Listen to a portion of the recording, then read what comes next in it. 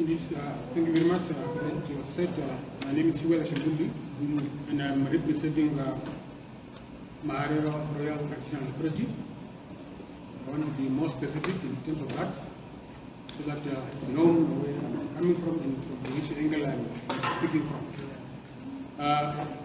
In terms of the joint declaration, before I move into my presentation, it is still between the two governments, the Namibian government and the German government. The negotiation is still going on. We just hope that it will be concluded in favor of the descendants of the victims of genocide. Having said that, my presentation will be the post-joint declaration between the two governments, and I will go through the following: the debriefing meeting by the VP, which is the Vice President of the Republic of Namibia, in May 2021, meetings with various stakeholders, continuous consultation with the Vice President, Okandjoze meeting, August 2022, position of the Chief Assembly of Okandjoze for the genocide, and then I will have recommendations in conclusion. In respect of the debriefing, in May 2021, the Vice President of the Republic of Namibia have briefed various chiefs through the chief forums in terms of what transpired during the negotiation and what was the outcome. And the outcome of this specific meeting was that there was an initialized joint declaration that was initialized by both government, by both envoys, our late Dr. Gavive in Poland. And however, during the debriefing, Chief Maharero and Chief Zeraeua declined the joint declaration in its present form, and this is also because the position paper, the 2019 position paper of the ONCD, which is the body that was established by by various chiefs to come together and to forge networking among us, the chiefs that was working with government by then, was not used. So, as such, the joint declaration did not offer solutions to the descendants or to the victims of the descendants of genocide. And I will refer to specific issues in the joint declaration. The joint declaration did not refer to the acts of Germans as genocide. However, they may have referred this to this position, but it did not recognize the acts of Germans as genocide. The joint declaration also left out the diaspora issues. We know that we have people that are in Botswana, that are in South Africa, that are in Angola, that went there because of genocide. And as such, the declaration left out the issues of the participation in the benefit of reparations of the diasporans. The projects that was proposed was not conclusive. The amount that was offered was not acceptable. There was a certain clause of clause 20 that referred to the payment as a final payment, and other issues that was also part of including the establishment of the commission that is to deal with the implementation of projects.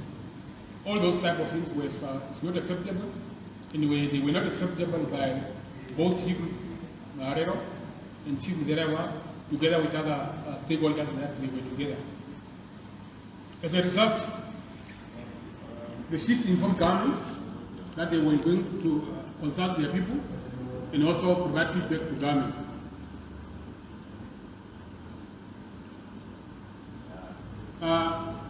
The position paper that was not used by the negotiating team, representing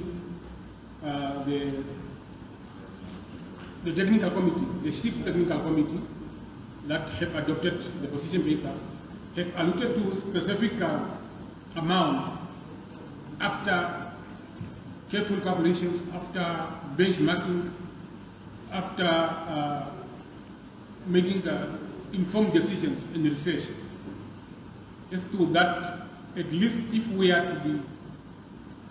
if reparations is to be paid, an amount of 17 trillion will be sufficient. And it goes to the issues of the loss of life, displacement of people, land disposition, livestock disposition, and also atrocities committed. We may know that the lives of people is we cannot value the life of people, but there are benchmarking that have been taking place around the world, and as such, we made calculations accordingly.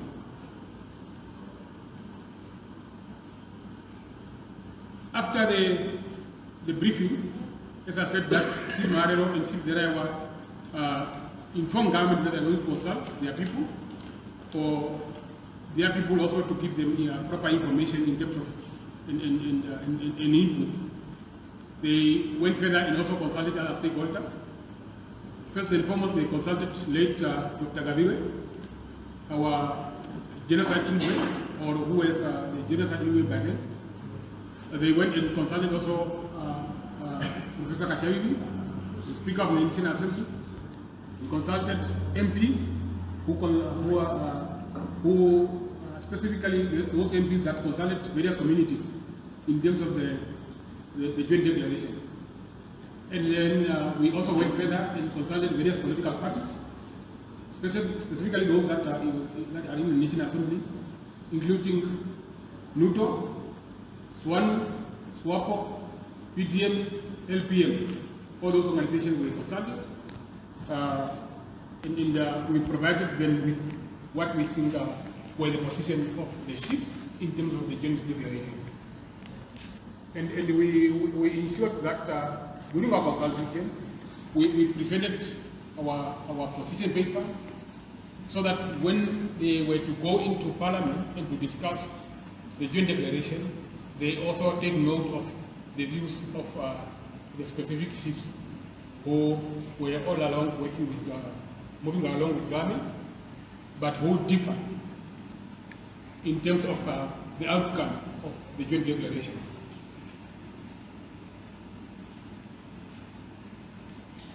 We, after this specific consultation with various institutions that I just mentioned, we also briefed the VP, which is the Vice President of the Republic of Namibia, in various meetings. I may think that we may have had 3 to 4 meetings with the VP, if not 2, but I think it should be 3 to 4 meetings that we have with the VP in terms of briefing him in his manpower, and people that were together with Chief Maharero, the following were also involved, and that is Chief Sinani Maharero, Chief Manasseh Christian Nonjo Zeraeua, Chief Bura Mureti, Mr. Benesus Kanungu, Mr. Mbeli Kaunya, both of them are representatives of Kambadembe Royal Traditional Authorities, and Commissioner Salman Jacobs of the Namibian Genocide 1904 1908 Development Trust. I just wanted to highlight that so that you also may know that it was not only the 2 chiefs, but they had also other stakeholders involved. However, those that I just mentioned also decided to go and consult other chiefs, especially the chiefs that were not party or not part of the government negotiating team, and hence Chief Maharero and Chief Zeraeua consulted other chiefs to forge and establish relationship with them on genocide issues. These consultations resulted in a joint meeting of the 8 chiefs at Okandjoze on 2021 August 2022 this year. The Okandjoze meeting gave birth to a memorandum of understanding signed by the 8 chiefs of the Ovaherero, Okandjoze, and it was signed on 21 August 2021. The memorandum of understanding highlights, but just the few issues that I want to highlight. And that is to say that the National Assembly motion or resolution of 2006 on genocide, apology and reparation be the basis for negotiations.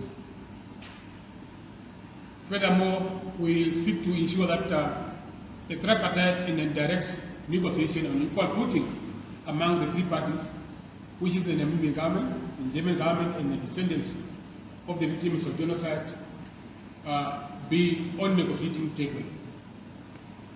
That the proposed, the MOU also proposed that 28 May be a genocide day to be proclaimed by government.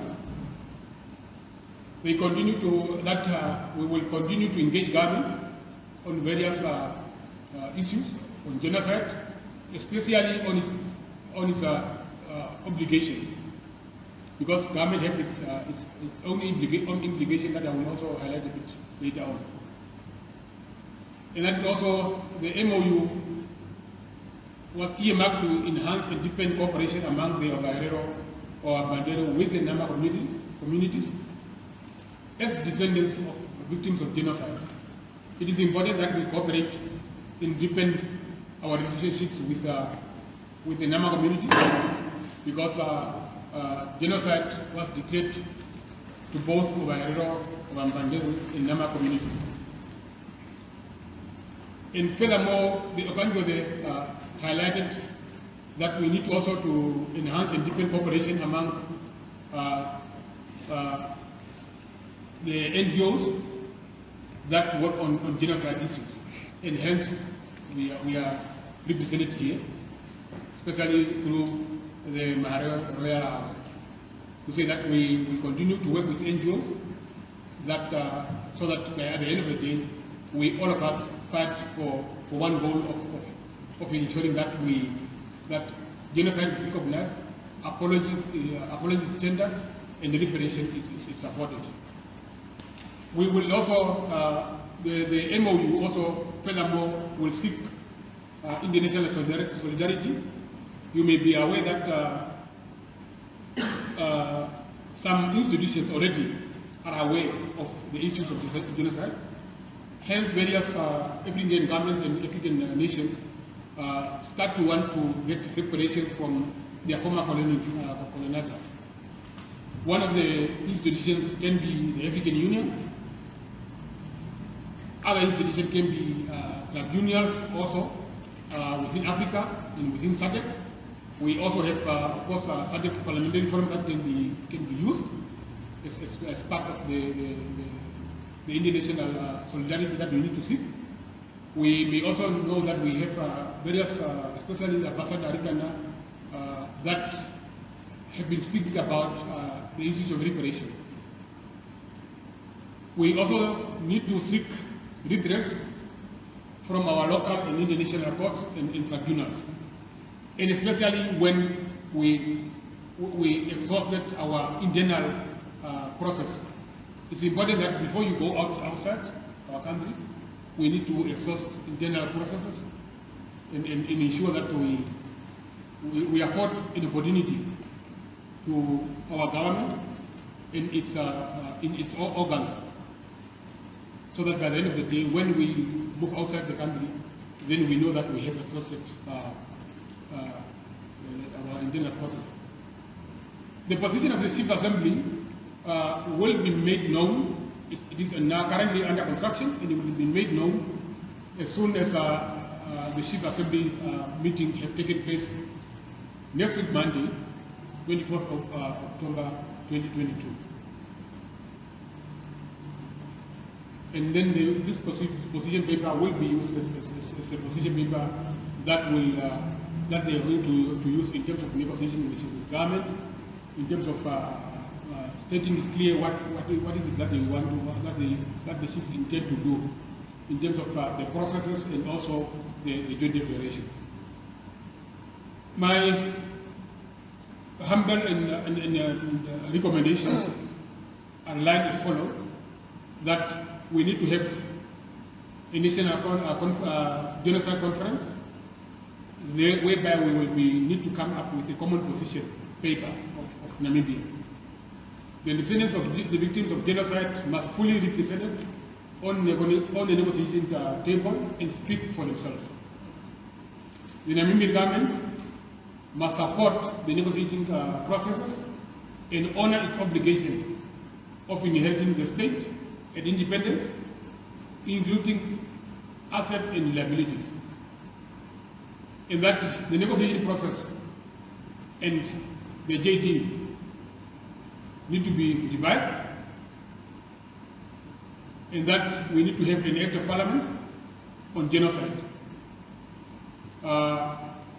Furthermore, the Ovaherero, Maharero, and Nama communities, we need to stand together and be strong in our fight for a total liberation from the German government. It is important that when we talk about genocide issues, it's not just a matter of reparations. It's about liberation. It's not about reparation, but it's about for me, it's more about liberation. The German origins in Namibia must support the quest for reparations by the Maharero, Bandero, and Nama descendants of victims of genocide of 1904-1908. It is important that the German origins support, because if they don't, the consequences of this might not be in favor of what they may want to see. In conclusion, genocide negotiations should not be taken for granted, otherwise the descendants of the victims, and especially should not be taken granted by the descendants of the victims of genocide. It is to ensure that we do not do disservice to ourselves, and we do not also become dishonesty to the nation and to the future generations. Chief Samuel Kashikumba Maharero said, "Let us die fighting." I thank you. Thank you, Mr. Tjombumbi. There are a few things that is coming out of Mr. Tjombumbi's presentation. The most important one, or very clear one, is that after negotiations of about 5 years, the two governments, the Namibian government and the German government, came up with a joint declaration. However, this joint declaration was not acceptable, to all the descendants. Particularly, he mentioned Chiefs Manasseh Zeraeua and Chiefs